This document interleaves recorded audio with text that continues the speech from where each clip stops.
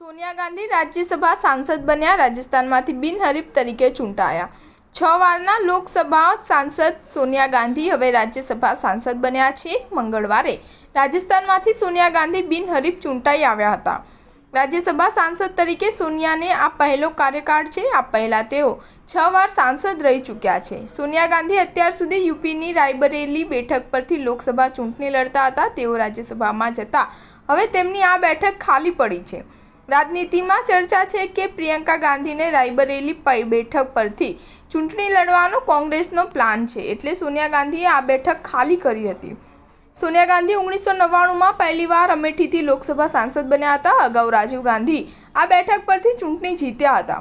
જોકે 2004માં રાહુલ ગાંધી આ સીટ પરથી ચૂંટણી લડ્યા હતા અને સોનિયા ગાંધીએ રાયબરેલીથી ચૂંટણી લડવાનું નક્કી કર્યું હતું। સોનિયા ગાંધી અગાઉ દક્ષિણ ભારતમાંથી પણ લોકસભા ચૂંટણી લડી ચૂક્યા છે। ગાંધી પરિવારમાં રાહુલ અને સોનિયા પહેલા ઇન્દિરાએ દક્ષિણ ભારતમાંથી ચૂંટણી લડી હતી।